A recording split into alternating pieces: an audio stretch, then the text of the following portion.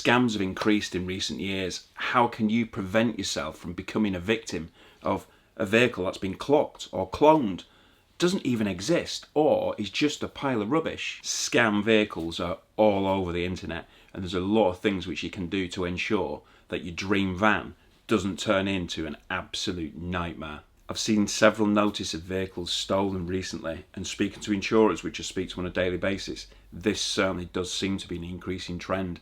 And this is why a lot of insurers are now asking for you to fit a tracker to just give it that better chance of recovery should the worst thing happen. Now, these stolen vehicles can themselves actually appear on these online marketplaces as cloned vehicles, and you may not be aware. Checks must be carried out when you are buying one of these vehicles to make sure that the V5C document does actually exist and it is in the owner's possession. If there is no V5, that is a massive red flag. Oh, it's lost in the post, I can't find it, I've applied for a new one. These are big red flags. And the V5C document, if it is present, the VIN and the engine number should match the vehicle which you've got.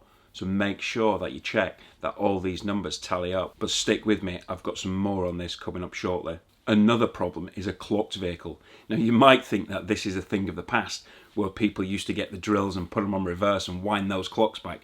Well, it still takes place now, but with far more sophisticated computer equipment. It can be done. And for vehicles less than 3 years old, they haven't been in for an MOT, so you can't be checking the mileages against previous MOTs. And with the longer service intervals of a lot of these vehicles, often being 24 months, it can be 2 years before the new vehicle actually goes back to a dealership to have anything looked at. So within that 2-year period, the vehicle can be quite easily clocked. Yes, there are safety mechanisms in the vehicles that if the ECU is accessed, you would be able to see that and there is a red flag. But you're not necessarily going to be doing that, and it might well be too late. By the time you actually get to finding that out information, you might have already had the vehicle for quite a while. I saw a van for sale on one of the motor trade auction websites last year, and it had a warning on it: beware of mileage discrepancies.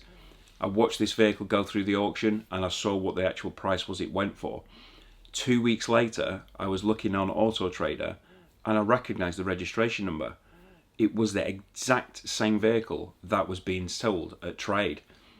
However, it was being sold with an extortionate increase on it.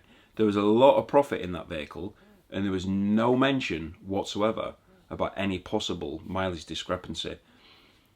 So you need to be aware of these things. You need to be carrying out checks to make sure that you know exactly what you're buying. A potential buyer without the appropriate checks on that vehicle could easily be spending far more than they should have been for a vehicle that could have, say, done 90,000 miles when it was actually advertised as only doing 40,000 miles. You need to be carrying out checks to give yourself the best possible chance of avoiding these situations which could end up losing you a heck of a lot of money. So how can you tell if a vehicle's been clocked? Well, there's the usual checks which you can do, HPI or similar, MOT certificates, the service history. They can all help, but scammers are not going to be caught out by these. As I've said, if they've done it within that first 24 months before it's gone back to the dealership or before an MOT, it's easier to hide, but you can be checking for wear and tear. You know, if you've got a vehicle which you're buying and it states 10,000 miles, but there's a lot of wear on the steering wheel, the plastics, the gear knob, the pedals, the seats, the seat belts, then it's a warning sign. Well, this is quite worn, but it's only done 10,000 miles. That can't be right, can it? These are all clues, but let's face it, you know, most buyers, myself included, we're not easily going to be able to spot these signs. We don't really know what we're looking at. There is another method, which I will come on to later. But first, another scam, a scam which is generally carried out to the lower end of the market, vehicles which are a few years older and generally targeting gullible people. And this is one where the vehicle doesn't actually exist, carried out using photos of somebody else's vehicle, which had probably been for sale previously, and they've just taken them from that website. These are usually very cheap when compared to comparable vehicles of the same make and model and mileage, and also often with a story to tell. Must sell quick. moving abroad, selling on behalf of relative or friend. The sellers themselves are usually contactable and you can have a conversation with them, but they generally are quite pushy and using quite strong sales techniques. Contact the buyer and ask them the questions about the vehicle. Ask them what information you need to know. But the answers you're probably going to get are always what you want to hear. And you will often be told there's a lot of people interested in this vehicle. If you want it, you need to make a deposit. No, no, no. Don't do it. Don't ever put a deposit on a vehicle which you haven't seen. You need to see the vehicle, whether it be a van, a car, a motorhome, a campervan. You have to see the vehicle physically before you start even thinking about making a deposit on it. Do not pay any money until you've carried out your own checks and your physical inspection. So you've called the seller, you've asked all the questions you wanted to ask, you've got the answers which you wanted, and you are interested. This is where you need to make that appointment to actually go and see the vehicle. Now, what you need to be doing here is you need to make sure that you see the vehicle at the registered vehicle address, the home of the person who actually owns the vehicle. If you're asked to meet somewhere else, it can often be a red flag. So you arrange the meeting, you meet up and you see them. Check on the V5C document to make sure that the house which you've met at is the house which is registered for that vehicle. Check the registration number and the V5 document, but also ask for identification, photo ID of the person who's selling the vehicle. Now, this isn't an unreasonable request from a serious seller who's wanting to sell their vehicle. They should be quite open to show you their driving license, which will state their full name, their address, and you can check that against the V5 along with the photo on that license to the actual person who's selling the vehicle and make sure that they all stack up. Any discrepancies here, again, it's another red flag and you need to be extremely cautious. Check the V5C document and the VIN and engine numbers and make sure that all of these add up throughout the vehicle. Carry out a vehicle inspection using HPI or AA, RAC, My Car Check, Car Vertical for any negative aspects of finance, vehicle history, mileage discrepancies or previous accidents. If you're having to travel far to see the vehicle, you might want to carry out this check prior to actually setting off to make sure that there isn't anything to put you off before you have actually seen it. So you've done your checks, you have done the online checks and everything's looking good. But there could still be some issues which you're unaware of. Let's face it, most of us aren't mechanically minded. We don't know exactly what we're looking for. We don't know how to spot the potential problems, especially if they've actually been covered up quite well by the actual seller. How do you know that the shiny vehicle isn't actually a rotter underneath with mechanical problems, engine problems? We don't know. We need a proper check to give you the best possible peace of mind. It's really advisable to have a pre-purchase vehicle inspection check. Now, these again can be carried out by some of these big companies, the AA and the RAC, but there are also local independents. You might know one yourself in your local area. I know there's quite a few around here and they'll go out at various different price points and carry out these checks. You need to make sure that the vehicle is what exactly you think it is. So for the cost of these £100 to £200, £250, whatever it may be, it's actually a very, very small amount in comparison to what you might have to spend out if one of these vehicles does have a major problem. Money which you might be having to put into the engine or some mechanical parts of that vehicle which you weren't anticipating.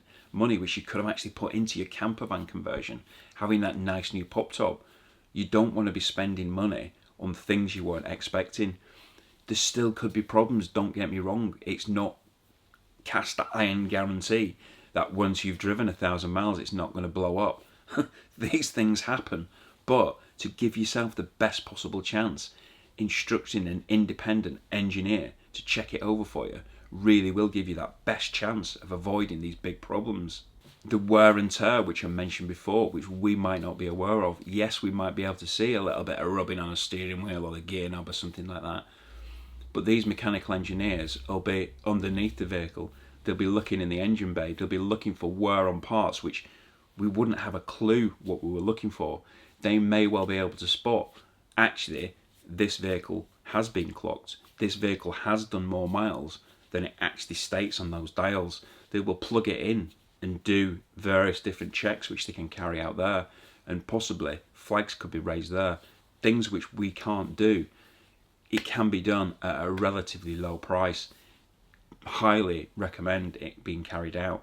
Before I give you some camper and motorhome specific advice, these are some of the red flags which you need to be wary of.